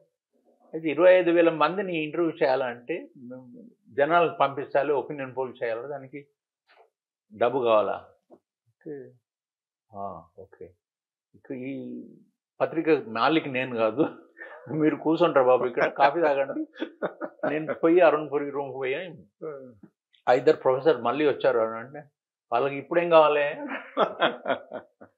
వాళ్ళు ఇంతకుముందు ఫ్లోట్ చేసిన థియరీస్ అన్ని వాళ్ళు టెస్ట్ చేయాలంటే, అంటే దాని అర్థం ఏంటి, వాళ్ళు ఒక ఒపీనియన్ పోల్ చేస్తున్నారు, ఏంటి ఒపీనియన్ పోల్ అంటే, వెంకట ఏం మాట్లాడుతున్నావా అంటే, ఏమైందనంటే నేను 4 ఏళ్ళ నుంచి తిప్పలు పడుతున్నా ఈ పత్రిక ఎస్టాబ్లిష్ చేసే కోసము, ఒపీనియన్ పోల్ మనం చేసామనుకో, మనం చేసిన దాంట్లో రిజల్ట్స్ అసలు యాక్చువల్ ఎలక్షన్ రిజల్ట్స్కి వ్యతిరేకంగా వస్తే మనం పలుకుబడిపోతుంది, మన పత్రికను ఏమైనా చదువుతారా, లేదు అసలే చదువురాను. నేనన్నా మరి మనం ఒపీనియన్ పోల్ వచ్చిన రిజల్ట్స్ యాక్చువల్ ఎలక్షన్ రిజల్ట్స్ అదే మాదిరిగా ఉంటే ఎట్లా ఉంటుంది, అప్పుడు will be on top of Everest అని అన్నాడు. I said exactly. మనం పోయి ఇంటర్వ్యూ అడిగిన తర్వాత 3 వారాల తర్వాత ఎలక్షన్స్ కాబోతున్నాయి. అప్పుడు రోజులలో ఇప్పుడు ఇంటర్నెట్ లేకుండే కదా, అంత టెలెక్స్ టెలిప్రింటర్ ఏదో ఉండదు. సో ఈరోజు మనం పోయి ఏమయ్యా ఎవరికి ఓటేస్తామంటే మనకు ఒక ముచ్చట చెప్పాడు అనుకో, ఒక పార్టీకి వేస్తామని, అయితే వాడు ఎలక్షన్ రోజు బూత్లకు పోయినాక దానికి వ్యతిరేకంగా ఇంకెవరికి ఓటేస్తే కానీ మన రిజల్ట్స్ తప్పు అయ్యే అవకాశం లేదు అని చెప్పాను. అవును నిజమే, సరే పిలువు వాళ్ళని. సో ఆ మాదిరిగా వాళ్ళు ఎలక్షన్ పబ్లిక్ ఒపీనియన్ పోల్ చేశారు. అయితే దాన్ని ఒక ముగ్గురే రిజల్ట్స్ కంప్యూట్ చేసి రిపోర్ట్ చేయడం, ఇక మిగతా వాళ్ళకి ఎవరికి తెలియకూడదు, టాప్ కాన్ఫిడెన్షియల్ ఉండాలని అరుణ్పురి ఇండియా టుడే తరఫు నుంచి, ప్రణయ్ రాయ్ అండ్ అశోక్ లాయరి వాళ్ళ గ్రూప్ తరఫు నుంచి అనమాట. అయితే వీళ్ళు అది పని చేయడం మొదలుపెట్టారు. ఇక నేను ఇందిరాగాంధీ చెప్పింది కదా ఒకసారి ఇంటర్వ్యూ చేయాలంటే సరే అని ఆమె ఒప్పుకున్నది. అయితే నేను ఎలక్షన్ క్యాంపెయిన్ ఆమెతో పోయాను, కాన్పూర్ పోయి అక్కడ నుంచి మాధవరావు సింధియా కాన్స్టిట్యున్సీ గునా, అక్కడ నుంచి ఆగ్రాకు, తర్వాత అక్కడ నుంచి చండీగఢ్ పోయి, చండీగఢ్ నుంచి మేము ఢిల్లీకి వచ్చేప్పుడు నన్ను పిలిచి మేడం మిమ్మల్ని జ్ఞాపకం చేస్తుందంటే నేను పోయి ఆవిడని ఇంటర్వ్యూ చేశాను. ఢిల్లీకి వచ్చేసరికి రాత్రి అయింది. అయితే అప్పుడు ఆవిడ అధికారం లేకుండే కదా, అధికారంలో ఉంటే ఆ ల్యాడర్ గిన వస్తుంటే ఫటాఫట్ 15-20 నిమిషాలు అయింది, ల్యాడర్ రాలేదు. అయితే ఆవిడ ఎగ్జిట్ దగ్గరికి పోయి చూసింది ఇది ఎంత లోతున్నదని. అయితే ఒక మనిషిని పిలిచింది, ఏమా ఎక్కడ రాదు, ఎంత దూరం ఉందంటే, అమ్మా ఇక్కడ 2-3 గజాలన్నా ఉంటుందంటే, అచ్చా అయితే ఈ ల్యాడర్ రావట్లేదు కదా, నేను దునికి వెళ్ళిపోతాను, మీరు ల్యాడర్ వచ్చిన తర్వాత మీరు వెంటకాల రండి. దునికిందండి, అయ్యో ప్లేన్ నుంచి ఆవిడ దునికింది. ఇంచుమించుగా 2-3 గజాలంటే ఇంచుమించుగా 6-7 అడుగులు ఉంటుంది. ఒక గజం అంటే 3-7 అడుగులు కదా, 6-9 అట్లా ఉండే అనమాట. So just jumped and walked briskly అనమాట. మేమంతా పరేషాన్ అయిపోయినాం, వారిని అట్లాంటి మనిషి ఆవిడ, డేరింగ్ లేడీ. తర్వాత చక్కగా ఆఫీస్కి పోయి అది నా ఇంటర్వ్యూ టైప్ చేసి నేను వెళ్ళిపోయాను. ఇంటికి పోయేసరికి అర్ధరాత్రి దాటింది. 4-5 గంటల ప్రాంతంలో ఎవరో వచ్చి బెల్ కొట్టారు. అరే ఇంత నేను నిద్రపోతున్నాను, ఎవడో వచ్చి ఇప్పుడు ఎవరు డిస్టర్బ్ చేస్తాను, పోయి తలుపు చేసేసరికి ఇండియా టుడే నుంచి ఒక కూరియర్ వచ్చాడు. నేను రాసిన ఇంటర్వ్యూ దానికోసం లాస్ట్ పేజ్ పెట్టి వెంటనే ప్రింట్ చేసి దాన్ని బైండ్ చేసి ఫస్ట్ కాపీ నాకు పంపించారు అన్నమాట. దాంట్లో opinion poll results front page మీద Indira Gandhi coming back to power అని, తర్వాత దాంట్లో నా ఇంటర్వ్యూ కూడా. So I said that is speed, you know, that is Arun Puri. So అయితే ఒపీనియన్ పోల్లో ఏది తెలియదంటే 350 సీట్లు దాదాపు వస్తాయి అని అంటే అరుణ్ పూరి కొంచెం బెదిరిపోయాడు. ఒకవేళ ఇన్ని సీట్లు కాకపోతే మనం బదనాం అయిపోతున్నాం. మనం అంటాము ఎలాగో ఎనఫ్ సీట్స్ గెలిచి కాంగ్రెస్ పార్టీ ప్రభుత్వాన్ని స్థాపించగలదు. 350కి బదులు మనం 300 రాసుకుంటే ఏం పోతుంది? ఎందుకంటే 272 సీట్లు వస్తేనే గవర్నమెంట్ ఫార్మేషన్ అవుతుంది. సరే అని రాసేస్తున్నాం. అయితే రిజల్ట్స్ వచ్చిన తర్వాత లెటర్ ఫ్రమ్ ద ఎడిటర్ దాంట్లో రాసేట యాక్చువల్గా మేము ఎగ్జాక్ట్ నెంబర్ ప్రెడిక్ట్ చేశారు మా opinion పోల్స్టర్స్.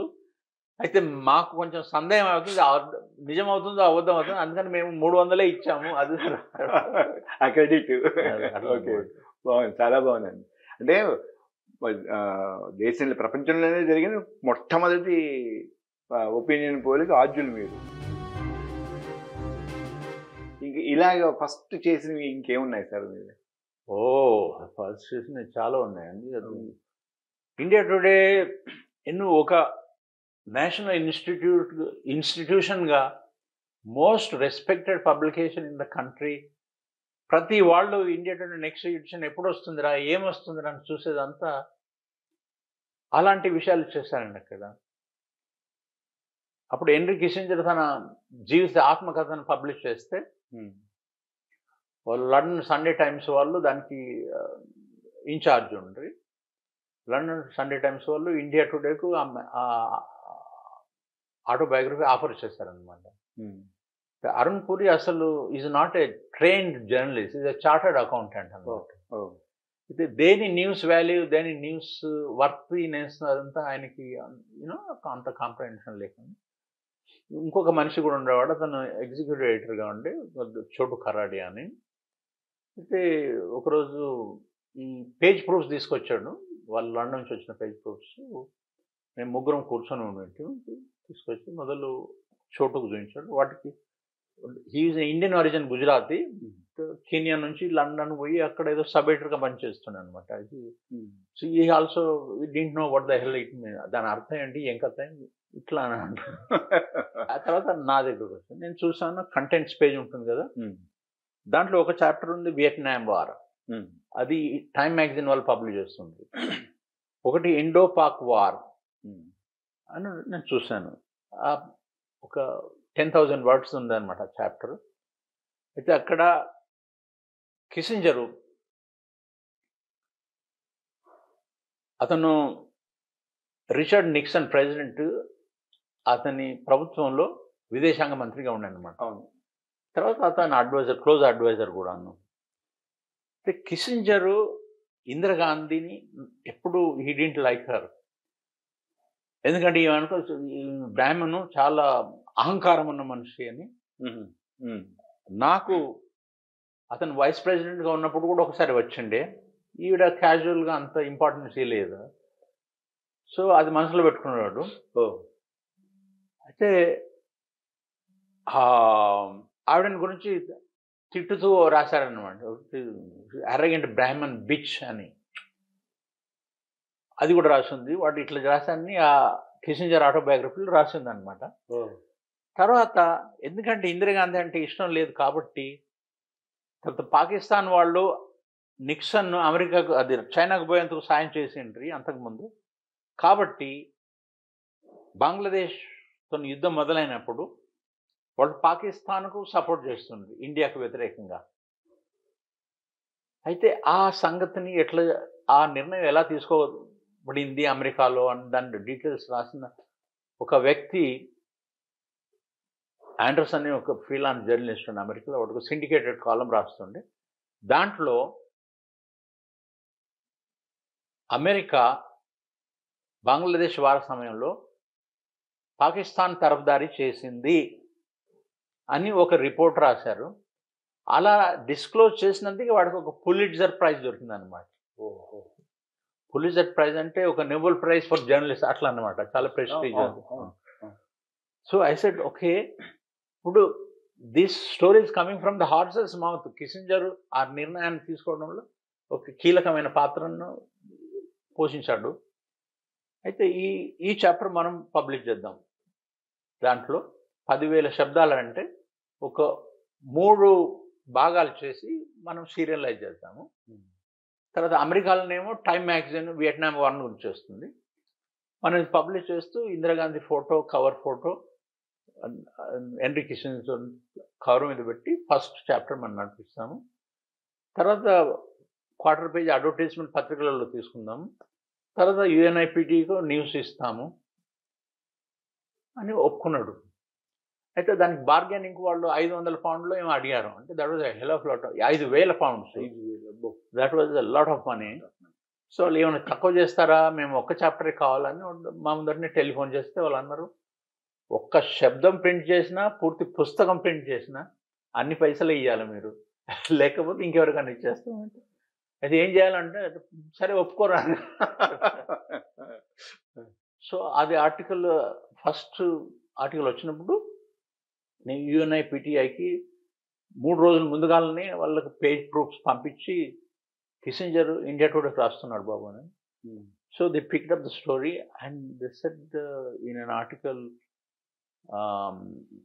In India today Kissinger wrote like this. అది కానీ అది ఫ్రంట్ పేజ్ మీద వచ్చింది.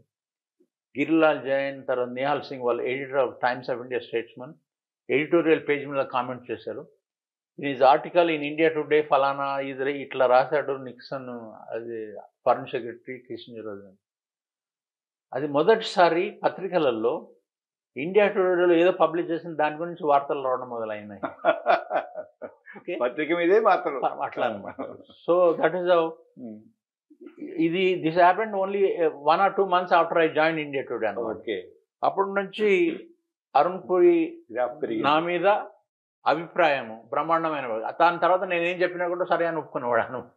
ఓకే, అప్పుడు that is opinion poll was conduct.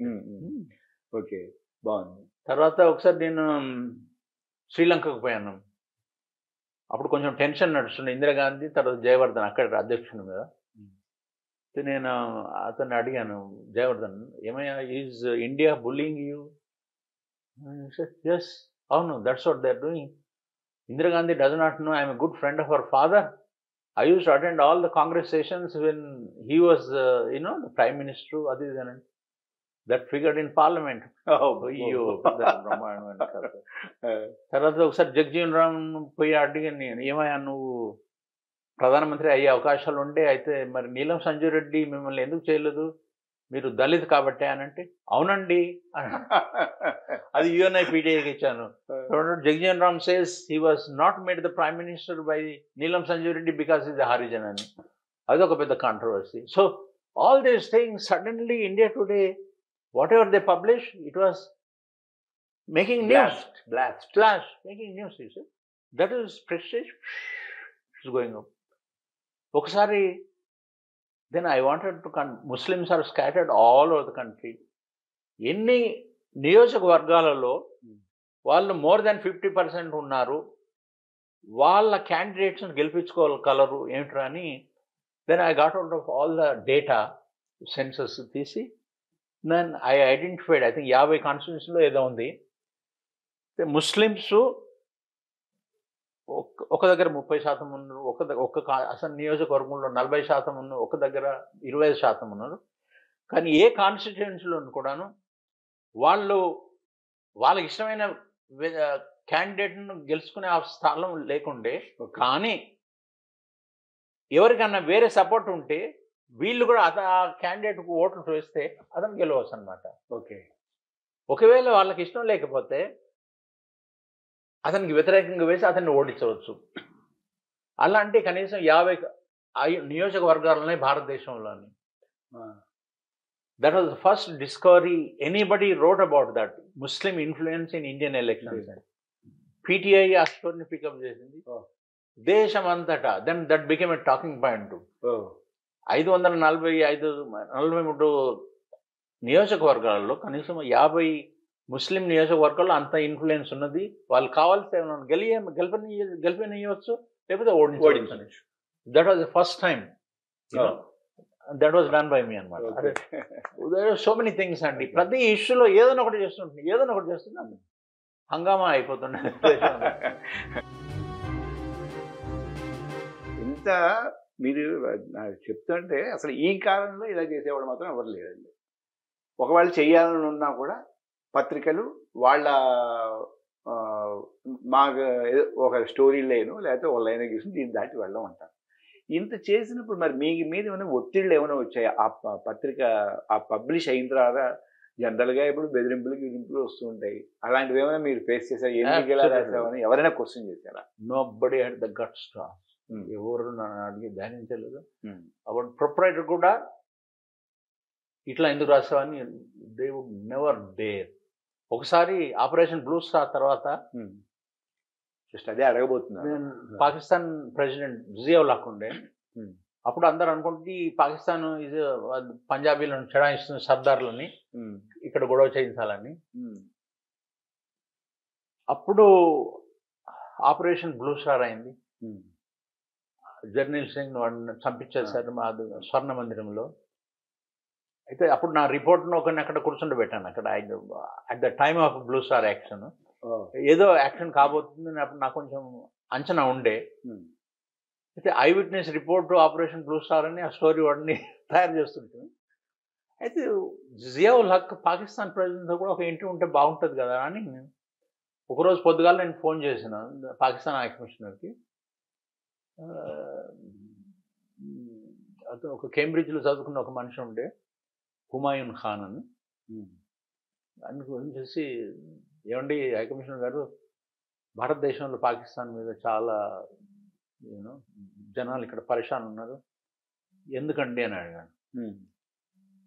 ఎందుకంటే ఈ ఆపరేషన్ బ్లూ స్టార్ అంతా మీరంతా సిక్కులను చెడాయిస్తున్నారు ఇండియాకు వ్యతిరేకంగా, కాబట్టి యూనో మీరు సిక్కులను భారతదేశ ప్రభుత్వానికి వ్యతిరేకంగా ఇది చేయాలని చూస్తున్నారు.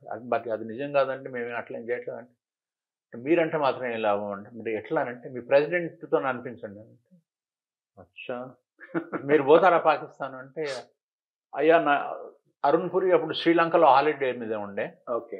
ఇంకొక ఫ్రెండ్ ఉంటే అతను సుమంత్ దుబాయ్ అని, అతనికి మౌంటైన్స్లో హిచ్ హైకింగ్ అని ఇష్టం అనమాట, పర్వతాలు ఎక్కడం అది మౌంటైనరింగ్. అతను ఎక్కడ హిమాలయాస్లో ఉన్నాడు. అయితే నేను మాత్రమే అక్కడ ఉండాలా. తర్వాత కవర్ స్టోరీ వాడు రాస్తున్నాడు Shekhar Gupta. I said I cannot leave Delhi, so what you do అన్నాడు. Can I talk to him on the telephone? Have you ever met the president? I said, no, I never met him in my life. He does not know you person. I said, I'm afraid I don't know him. Oh, I'm not so sure. But anyway, let me speak to him and I'll get back to him. ఇది పొద్దుగల phone చేసి, నేను normally అప్పుడు lunch ఇంట్లోనే తిని పోతుంటాను అన్నమాట 10-11 గంటలకి. So when I was having lunch, suddenly నా ఫోన్ టెలిఫోన్ ల్యాండ్లైన్ రింగ్ అయితే నేను పికప్ చేస్తాను. హై కమిషనర్, నేను అధ్యక్షుని గారితో ఆఫీసర్ని మాట్లాడను, ఆయన 4 గంటలకు మీకు ఫోన్ చేస్తారండి, మీ ఇంటర్వ్యూ ఫిక్స్ అయిందని. అయితే ఒక రిక్వెస్ట్ ఆయనది ఏమిటంటే, ప్రిపేర్ కావాల్సుకున్నారు, మీరు ఏం ప్రశ్నలు అడగబోతున్నారో రాసిస్తానంటే, తప్పకుండా ఇస్తానని. నేను పెరగన్నా ఇంకా మొదలు కాలేదు, అటు చెయ్యి అట్లా తీసుకుపోయి తీసుకుంటే మావిడంటే, అయ్యో ఏమవుతుంది ఎక్కడ పోతున్నారు తినిపోయినానంటే, తర్వాత తింటానులే అని పోయి I pull out my typewriter, ప్రశ్నలు తయారు చేసింది. అది రంజాన్ పీరియడ్, ఫాస్టింగ్ ఉంటుంది కదా. ఇదో మా ప్రెసిడెంట్ చాలా రిలీజియస్, 5 సార్లు అది నమాజ్ చేస్తాడు, తర్వాత ఉపవాసం కూడా చేస్తాడు వగేరా వగేరా. సో మీరు 5 నిమిషాల కంటే ఎక్కువ తీసుకోకండి అని అంటే, సరే ఒక చిన్న 3-4 ప్రశ్నలు అడిగేసాను అంటే సరే అని 4 ప్రశ్నలు డిక్టేట్ చేశాను. అది టెలెక్స్ ద్వారా పంపించారు అక్కడికి, పాకిస్తాన్ ఇస్లామాబాద్కు. నేను ఆఫీస్కి పోయాను. 3 గంటల ప్రాంతాలకు టెలిఫోన్ వచ్చింది. నా సెక్రటరీ వస్తే, సెక్రటరీ నాకు ఆ కాల్ పాన్ చేసి, పాకిస్తాన్ నుంచి కాల్ వస్తున్నానండి, ఆయన పికప్ చేస్తాను. అటు నుంచి కాల్ వచ్చి, am I talking to Mr. Venkata Narayana? I said, yes. Sir, I received, my name is so and so, I'm the chairman of Pakistan Telecom, and I've received a message from my president's office that you're going to interview him. I said, yes. 4 గంటలకి కదా అంటే, అవునండి అన్నాను. అచ్చా, నేను I have been instructed to give you the best possible line so that there is no sound disturbance అది అని. సరే అని పెట్టేశాను. 10 నిమిషాల తర్వాత మళ్ళీ ఫోన్ వచ్చింది అతని దగ్గర నుంచి. అని చెప్పి ఏమిటి అని, what can I do for you అంటే, no sir, I was just checking the line, this line is better than that line. సరే అని నేను మళ్ళీ ఫోన్ పెట్టేసి 4 గంటలకి 5 నిమిషాలు ముందరగా పోయి, Arun Puri had just come back from Paris. He brought a Sony telephone instrument. ఆ టెలిఫోన్ ఇన్స్ట్రుమెంట్లో స్పీకర్ ఫోన్ ఉండే అన్నమాట, స్పీకర్ ఫోన్. సో నేను పోయి దాన్ని I decided to use that speaker phone. అయితే ఆఫీస్లో ఒక హంగామా మచాయించిపోయింది. President of Pakistan is going to talk to Venkat. అదే సెక్రటరీస్ అంతా, పిఎస్ అంతా మేము ట్రాన్స్క్రైబ్ చేస్తాం, అమ్మాయిలు కొట్లాడుకుంటున్నారు. వాడు మిగతా స్టాఫ్ అంతా వచ్చి మేము వినాలా అంటే, సరే అందరు రండారా అని. Arun puri, because he was in Sri Lanka, నేను పోయి అక్కడ ఆ స్పీకర్ ఫోన్ పెట్టాను. 2-3 నిమిషాల ముందుగా before 4 o'clock somebody came on the line and said, am I speaking to Mr. Narayan? I said, yes. Sir, my president is coming on the line. I am the ADC to him. Sorry. Exactly 4 గంటలకి phone call వచ్చింది. Speaker phone on చేసాను. అందరూ pin drop silence. అందరు భూమి మీద కూర్చున్నారు, sub editors, reporters అంతా. ఆ సెక్రటరీస్ కూడా వచ్చి అక్కడ కూర్చున్నారు. అయితే స్పీకర్ ఫోన్లో టేప్ రికార్డింగ్ ఫెసిలిటీ కూడా ఉంటుంది అనమాట. I switch it on. Then call వస్తుంది. am I speaking to Mr. Narayan? I said, yes, Mr. President. Oh, how nice. What a pleasure listening to your voice, Mr. Narayan. I said, thank you very much, Mr. President. I've been reading your articles with great interest, and it's a pleasure talking to you. I said, thank you so much. And I said, I'm sorry, Mr. President, during Ramzan time, I have bothered you. Even though I never met you in my life, you are very gracious to give me time. I'm grateful to you. He said, it's a pleasure talking to you. I'm at your disposal. Please go ahead, ask your questions. So, na మొదటి ప్రశ్న, Operation Blue Star, Punjabi Sikhs have started because Pakistan incited them. Pakistan is behind all the trouble in Punjab. This is the opinion of people in India at large. What are your comments? No, Pakistan and India are good friends. We do not wish any ill will. We have no ill will towards India, and we wish India well. And we have nothing to do with the trouble in Punjab. It's an internal problem. 2.5-3 నిమిషాలు అయిపోయింది. అరే వాడు అన్నాడు 5 నిమిషాలు అన్నాడు అంటే 2.5-3 నిమిషాలు తీసుకుని రెండో ప్రశ్న అడిగాను. దాని జవాబు 3 నిమిషాలు అయిపోయింది. కొంచెం సేపు ఆగాను నేను. ఏమన్నా అంటాడు, గుడ్ బై అంటాడా? అనలేదు. What is your next question mister Narayana అంటాడు. మూడో ప్రశ్న అడిగాను, జవాబు ఇచ్చాడు. 4వ ప్రశ్న అడిగాను, జవాబు ఇచ్చాడు. I kept on asking question. అర్ధగంట దాటిపోయింది, అయినా కూడా అడుగుతూనే ఉన్నాడు, ఏమి నెక్స్ట్ ప్రశ్న ఏమిటని. 40 నిమిషాలు, 45 నిమిషాలు. I had 19 questions and I finished all the questions. It took him 45 minutes to answer all my questions. దాని తర్వాత కూడా అంటున్నాడు, what is your next question అంటే. I said, Mr. President, I'm sorry, I exhausted my questions. He says, I hope I have been able to give replies that have made you happy. I said, yes, you have been very kind, Mr. President. Thank you so much. My apologies for disturbing you during Ramzan. No, Mr. Narayan, it is a pleasure. Thank you so much. Before I put the phone down, I said, tell me one thing, Mr. Narayan. Have you ever visited my country? I said, Pakistan. I have not had the privilege so far, Excellency. But in 1975, when I was coming from London, it was a Pan Am flight, and it had to have a stopover in Beirut. Then from Beirut to Karachi, Karachi to Delhi. But there was a war going on in Beirut, so the plane could not land in Beirut. Instead, it arrived in Karachi 2 hours in advance. It was in the middle of the night, so I could not go out of the airport. And I went round, and one shop was open, and there the Mohenjodaro bull అని ఒక ఎద్దు ఒక Yes, పెద్దది ఉంటే yes. Popular, అది కొనుక్కొని తెచ్చుకున్నాను అని చెప్పాను. I said, then he said, tell me about your family, Mr. Narayana. I said, Mr. President, I have a wife and I have a 13-year-old boy who is a son. Oh, I see.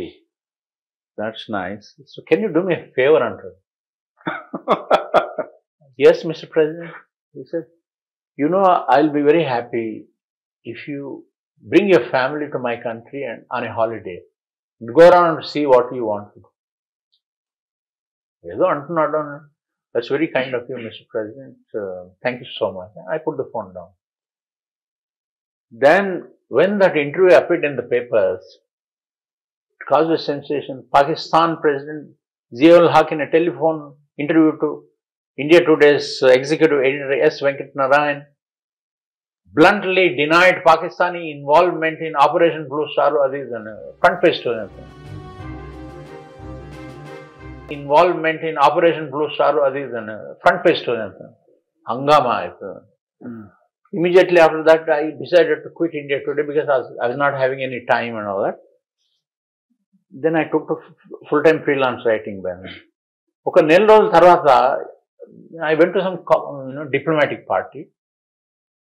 అక్కడ there was a large hall. From distance, somebody is waving at me. That was Pakistan High Commissioner. Oh. So he came running to me.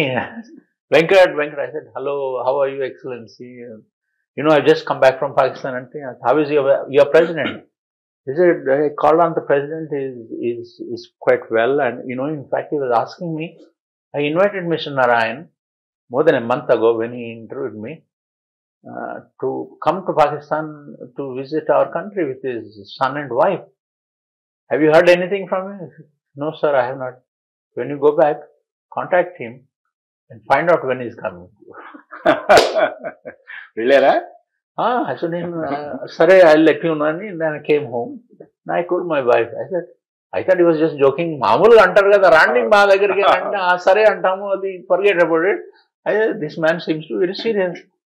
So being a journalist wife, she knew Pakistan ki evarna Indian journalist povalante Islamabad కావలసిన లాహోరో ఒకటి ఒక 3 జాగాల కోసమే పోయే కోసం వాళ్ళు permission ఇస్తారన్నమాట, లేకపోతే లేదు.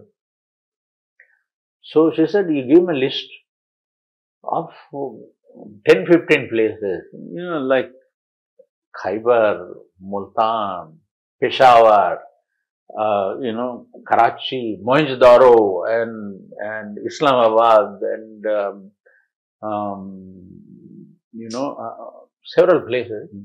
Then he also says that I have a 13-year-old son and he wants to meet children of his age who can speak English. And as in చెప్పేసి వాళ్ళకి వస్తే నేను అనుకున్నా ఇక మళ్ళా నన్ను ఎవరు నా జోలికి రాగా అనుకున్నా. వారం రోజుల తర్వాత I get a phone call from the press attaché in the High Commission. Sir, your tickets are ready. So would you like me to come and deliver them at your door? I said, no, I have to apply for the visas kada, nene vastanani apply ichchestan. So there are 3 first-class tickets for my wife, my son and myself. We spent about 10 days in Pakistan.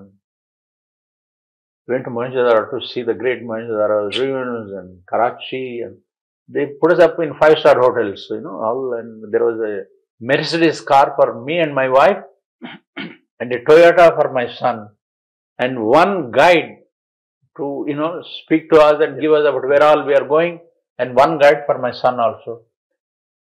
Oh my God, treated like, you know, VVIPs. So desam anta tirigina tarvata then on the last day, next morning I was flying back to India. Then I said, I told the president's office, you know, even though I never met your president, he was very kind, and you know, he invited us to see your country, and I want to meet him and personally say thank you. So can you arrange for a meeting? They said, oh, we are not so sure, but anyway, we'll put it up to him. Nenu aa roju we drove out, went to capital of Azad Kashmir. You can see then Chanakyadu Arthashastra ekkada rasado, that place I visited. Then the world's largest earth dam అని ఒకటి ఉన్నది అక్కడ, టర్బెలా అని, అది చూసాము. Then we went to Peshawar. I wanted to go to Khyber. అక్కడ నుంచి Alexander వచ్చాడు కదా ఇండియాకి. అది ఏమి అంటే అక్కడ పాకిస్తాన్ అండ్ బంగ్లాదేశ్, అదే Afghanistan, there was a lot of tension, lot of refugees have come here and a lot of shooting out goes on. So చెప్పారు సార్ సెక్యూరిటీ రీజన్ వల్ల మేము we can't let you. సరే అండి. So they organized a separate trip for my wife and my son and me for another, అట్లా. They took me to a refugee camp. Afghans ఎక్కడ ఉంటున్నారు వాళ్ళని కలిసే కోసము కదా. వాళ్ళేమో ఖాన్ అబ్దుల్ గఫార్ ఖాన్ విలేజ్ పక్కనే ఉంటుంది అనమాట, పెషావర్ పక్కన. My son and wife went there and all.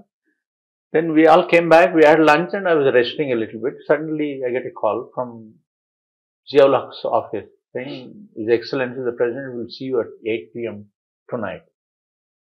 Then I said, forget about Khyber. Then we drove back to Islamabad, and a few minutes before 8 o'clock, then I arrived in the President's office. And అయితే ఎందుకైనా మంచిదని నేను ఒక brass పీకాకు, ఒక Indian tie కొనుక్కొని తీసుకుపోయాను. If I get to meet the president gift ఇస్తామని. Okay. So before I met him, అంత నా బయట ఇన్ దోస్ డేస్ ఇంటర్నెట్ లేకుండా కదా, ఆయన సెక్రటరీ అంతా రాయించుకొని ఈయన ఎక్కడ చదువుకున్నాను ఏం చేస్తున్నా అంత. So before I met him he went and brief the president. 8 గంటలకు నేను పోయేసరికి, mister Narayana, I thought you're on holiday, why do want to meet me? I said, Excellency, you've been very kind, you gave me an opportunity to see your country. It would be bad manners on my part if I did not personally meet you and express my thanks and all that. No problem, come sit, shoot, what do you want to ask? I had an hour-long interview with him, all taped. One of the questions I asked was, is Pakistan's destiny linked to your own destiny? అంటే నేను ఎవరికి హాని చేయలేదు, किसी का गरेबन नीचे नहीं गिराया, I don't know whether my destiny is linked to Pakistan's destiny, but to the best of my ability I am trying to run the country. ఏదో చెప్పాను. Then I gave it to a lot of publications, and then తర్వాత ఒక blast అయింది అక్కడ, దాంట్లో చచ్చిపోయాడు. I went to cover his funeral. అప్పుడు అరుణ్ పురి కూడా వచ్చిండే. అప్పుడు I had left India, I was freelancing on my own.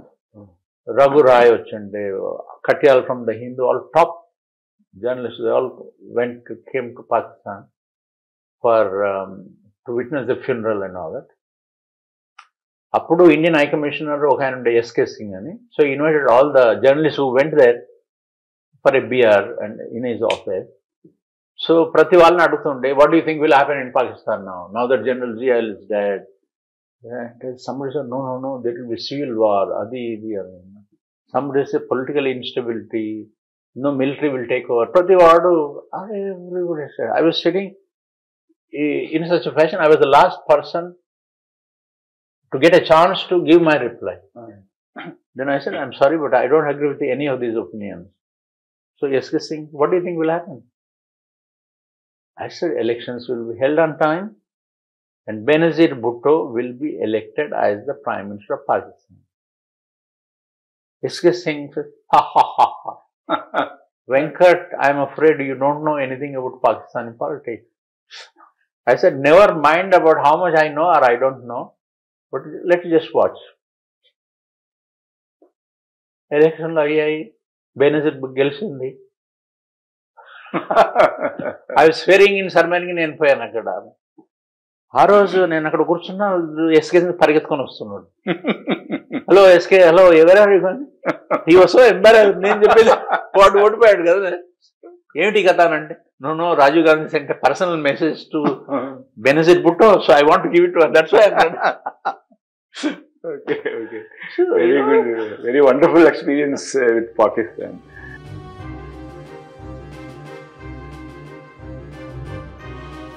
Sir, మరి ఇప్పుడు ఎల్టీటీ ప్రభాకరన్ గారిని కూడా మీరు ఇంటర్వ్యూ చేశారు కదా? 6 సార్లు. అంటే ఆయన మామూలుగా దేశానికి, మన ఇండియాకి ఆయన ఒక శత్రువు కింద. కానీ ఇండియా పట్ల ఆయన వైఖరి ఎలా ఉండేది, మీరు ఏమైనా అబ్జర్వ్ చేశారు? అతడు తమిళ్ వాళ్ళని అక్కడ వాళ్ళ మైనారిటీ అనమాట. అక్కడ తుర్క వాళ్ళు కూడాను తమిళే మాట్లాడతారు. So Tamil speaking Hindus and Muslims కలిపి దాదాపు 20-25% ఉంటారన్నమాట. మిగతా వాళ్ళంతా సింగిలీస్. అయితే అక్కడ వాళ్ళకు స్వాతంత్రం వచ్చిన తర్వాత బ్రిటిష్ వాళ్ళు మొదలు తమిళ్ ఏరియాస్ను అక్కడ వెళ్ళి మిషనరీ స్కూల్స్ మొదలెట్టి తమిళ్స్కి ఇంగ్లీష్ నేర్పించారు. తర్వాత సింగల్ ఏరియాస్కి పోయి అక్కడ నేర్పించారు. But the Tamils are very smart. They became very fluent in English. So all the top jobs in the government went to them because they were the most efficient anamata. So when independence came, they changed the laws and said that anybody who wants to aspire for a job in the government of Sri Lanka, they must know the Sinhala language also. The Tamils are very proud people, and they say ours is a great language, oldest in the world. ఇంకా వేరే వాళ్ళ భాషను నేర్చుకోవాలి. అదే స్టాలిన్ గొడవ చేస్తున్నారు, అదే సంగతి అన్నమాట. సో వాట్ హ్యాపెండ్ వాస్, దాని వలన తర్వాత దే సెడ్ గవర్నమెంట్ ఉద్యోగాలు in proportion to the population of different linguistic groups, they will go. The Tamils, they used to have 70 or more % of all the jobs with them because they were very well educated, qualified, English speaking, very articulate, vagera vagera. And the doctors, lawyers, అన్ని professions వాళ్ళ చేతులలో ఉన్నాయి. అయితే వాళ్ళ జనాభాలో మాత్రం 20% కంటే కొంచెం ఎక్కువ ఉన్నది, ముస్లిమ్స్ కూడా ఇంక్లూడ్ చేసి. So they are lost most of the jobs. Then this is discrimination against well qualified people because they are not Sinhalese but they are Tamils అని అప్పటి నుంచి ఒక మూవ్మెంట్ మొదలైందన్నమాట. So it was always a peaceful kind of agitation seeking an independent Tamil Eelam అనమాట. అయితే in the name of Tamil Elam, one party fought elections and got a majority all over north and east, Tinkomali, Jaffna and it. అయితే it was a peaceful kind of demand and the majority community was not willing to do that. So Prabhakaran he comes from a fisherman's community, and as a child he experienced all this discrimination. And he said, peacefully, the Tamils are never going to get a good deal. And he decided to, one day, Colombo, Jaffnalo, oka Nallur temple undi, oka pedda famous Hindu. One mayor of Jaffna, who was a Sinhala man, but married to a Hindu woman, Tamil woman, he went to the temple with his Hindu wife to worship. So when that mayor walked out of the temple sanctum sanctorum, Prabhakaran goes and shoots him point blank, kills him on the spot. Then he escapes. That is how the agitation, violence began. LTTE, he found, Liberation Tigers of Tamil Elam, and he recruited all young people. And they started blowing up, the towers in Colombo which had banking. They blew up the airport also. They killed Premadasa. They tried to assassinate Chandrika Kumartunga, and she lost one eye. Adanta nadustundi. Aithe in the initial years before it became a violent agitation, Indira Gandhi was the Prime Minister, and she used to have a Tamil advisor called Parthasarathi, G. Parthasarathi. He used to be a journalist. He used to work for the Hindu newspaper in London. And then he came back to head the bureau. He became close to Nehru.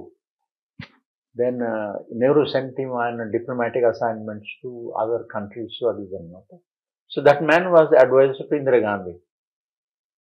So these Prabhakaran and all these Tamil groups, there were half a dozen groups. LTT is only one of them. All those people used to live in Chennai as refugees. M.G. Ramachandran had a sympathy for these fellows because M.G. Ramachandran himself was born in Sri Lanka. Okay. So then these people used to come to Delhi to meet Parthasarathi. They used to call him Tata. Tamilamlo kuda Tata ante Tatani, grandfather. Yeah. So for some reason, I used to know Parthasarathi and he was very fond of me. Tamil groups evarana vaste, he would tell his secretary, tell Venkat that these fellows have come on. He would ring me up, then I will drive to his place and Kavida Udo, Launlo Gursunte, I'll couple Japunte. That is how I first met Prabhakaran. Appantanchi, Epudu, Vallu Delhi Kochina Kudanu. Then I used to get a phone call from Parthasarathi and I would go and talk to Prabhakaran. Then they are driving to the airport or something, then I would sit in the car, switch on the mobile tape recorder. But English రాదు పాపం. He was not village. Tamil lo మాట్లాడుతుండే, but used to have another fellow who knew English and Tamil. That fellow would interpret that and tell me anamata. So initially Prabhakaran's line was, Tamil Elam is my goal. I'm fighting for that. But it is entirely up to the government of Sri Lanka, which is dominated by the Sinhala community, to persuade me to give up my demand for Elam. Let them offer what they can. If I'm satisfied with that, then we'll stop the agitation. Then I used to write for a newspaper in Sri Lanka called The Island. Then I would flash these interviews and they would run it on banner headlines and lead story, second lead at last. Prabhakaran says that he will give up Elam if the government gives them proper equal rights. So we became good friends. He would never drink. He's no alcohol for him. He couldn't speak English, but Subhash Chandra Bose was his hero. Because Bose was fought against the British. Gandhi Rasta Veru, Athan Rasta Veru. So Subhash Chandra Bose gurinchina all documentaries ఏమన్నా ఒకటి చూసేవాడు అన్నమాట. Okay అట్లా ఉండన్నమాట. So then ఒకసారి నేను శ్రీలంకకు పోయాను job నాకి. అప్పుడు మన ఐపీకే పోయింది ఆ పాటికి. ఐపీకే ఎలా పోయింది అదొక పెద్ద స్టోరీ. అది ఎలక్షన్ క్యాంపెయిన్ అయినప్పుడు రాజీవ్ గాంధీ అమితుల్లో అతని ఎలక్షన్ క్యాంపెయిన్ పోయినప్పుడు I had gone there. Then, అంతకుముందు I had done an exclusive interview, his first interview in his life. దాంట్లో చెప్పాడు, నేను in response to a question I asked, ఒకవేళ మీ అమ్మకు దీనివల్ల లాభం అయితే మీరు రాజకీయాలకి రాగలరా అంటే, మా అమ్మకి లాభం అయితే నేను వస్తాను అని. Then I used that as a headline, in an exclusive interview to S. Venkata Narayana. Rajiv Gandhi says, I will enter politics if it helps my mother. అయితే ఆ ఇంటర్వ్యూ పబ్లిష్ చేసినప్పుడు నేను చెప్పాను రాజుకి, ఏమయ్యా నువ్వు పైలట్గా ఉంటున్నావు, అయితే నీ బొమ్మలు ఎవరు పైలట్ యూనిఫామ్లో లేవు అని అంటే, నేనేం చేయను దానికి అంటే, నేను నా ఫోటోగ్రాఫర్ని పంపిస్తాను, ఎప్పుడు పోతున్నారు మీరు నెక్స్ట్ టైం అంటే, నేను రేపు పోతున్నాను అంటే, నేను రేపు వాడు ఫలానా వాడు నా ఫోటోగ్రాఫరు, మీరు ప్లేన్ ఎక్కే ముందట ప్లేన్ ముందట నిలబడి ఒక ఫోటో తీస్తాను అని అన్నాడు. ఈ ఆర్గనైజ్ దట్. దాన్ని కవర్ మీద పెట్టి with Rajiv Gandhi dressed up as a pilot, నవ్వుతో ఇట్లా పైలట్ యూనిఫామ్. దెన్ నా headline, I will enter politics if help my mother. Then PTI, UNI, Reuters, AP, everybody picked up the story and flash it all over the world. ఆ పాటికి నేను India to I left, I was editing New Delhi magazine అని ఒకటి వేరే ఉన్నాను. So ఇలా ఎన్నో ఉన్నాయండి జీవితంలో. 55 సంవత్సరాలలో I have done so much which gave me a lot of satisfaction. అందుకని ఎవరు చేసినా కూడా నేనేం రాసినా దాని గురించి ఎవరు క్రిటిసైజ్ లేదు. నువ్వు ఎట్లా రాస్తావు ఏం కథ అని ఎవరి ముందు నేను తల వంచలేదు. అందుకని నాకు నేను తలవంచని వీరుడు అని అనుకుంటాను.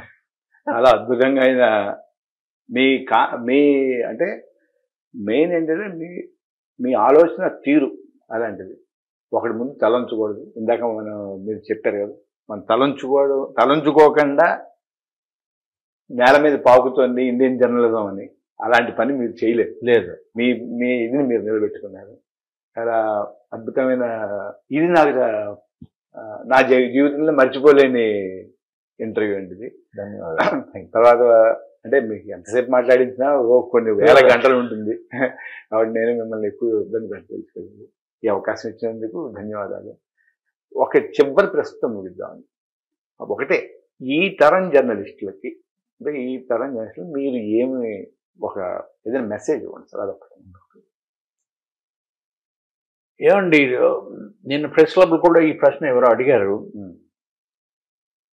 నేను యాక్టివ్ జర్నలిజంలో ఉన్నప్పుడు, ఇప్పుడు కూడా నేను యాక్టివే, but that was my heyday. అప్పటికి ఇప్పటికి ఏం డిఫరెన్స్ ఉంది అని. అయితే నేను అన్నాను, I work during the golden era of Indian journalism. అప్పుడు I was free to write whatever I wanted. ఎవడు నన్ను ప్రశ్నించి ధైర్యం చేయలేదు. ఎందుకంటే వాళ్ళకి తెలుసు, Venkata Narayana is an honest man. You cannot make him change his mind, bribe him or nothing like that. And so, appudu media was really independent. Ippudu television channels, newspapers, magazines are owned by political parties or big industrial houses. Vallu, to promote their own business interests, they do not give journalists freedom to write what they want. So it is very difficult for the average reader to figure out అసలు ఎవరు నిజాయితీని తెలిపిస్తున్నారు, ఎవరు చెంచాగిరి చేస్తున్నారు అని. ఇది ఏ పత్రికలు 10 పత్రికలు చదివినా కూడా యాక్చువల్ పొజిషన్ తెలియడం కష్టం. Because each newspaper is plugging its own line కదా. So it's a very unfortunate state of affairs. నాకు దీని గురించి చాలా బాధగా ఉందన్నమాట. కానీ ఇది ఎప్పుడు ఇలా జరగదు, ఎప్పుడో ఒకప్పుడు ఆగిపోతుంది. మళ్ళీ ఒక గోల్డెన్ ఏజ్ త్వరలో ఉదయం కాగలదని నేను ఆశిస్తున్నాను. అంతకంటే ఎక్కువ ఏం చెప్పదలుచుకోలేదు. ఇది మన వెంకటనారాయణ గారు ప్రెజెంట్ జర్నలిజం మీద చేసిన వ్యాఖ్య. ఎప్పటికైనా మళ్ళీ కాలచక్రం తిరుగుతూ ఉంటుంది. ఎప్పటికైనా జర్నలిజానికి మళ్ళీ మంచి రోజులు వస్తాయి. వెంకటనారాయణ గారు పనిచేసిన కాలంలో, ఇండియా టుడేలో పనిచేసిన కాలంలో ఎంత మంచి పరిస్థితులు ఉండేవో ఇప్పుడు వస్తాయని ఆయన ఆశిస్తున్నారు. మనం కూడా అది ఆశిద్దాం. వెంకటనారాయణ గారు చెప్తున్నది, మీరు మీ నిజాయితీని నమ్ముకోండి, మీ నిబద్ధతగా ఉండండి అని చెప్తున్నారు. దాన్ని మనం పాటిద్దాం. వెంకటనారాయణ గారికి ధన్యవాదాలు. ధన్యవాదాలు. ఇది views with KVS. Thank you. నమస్కారం.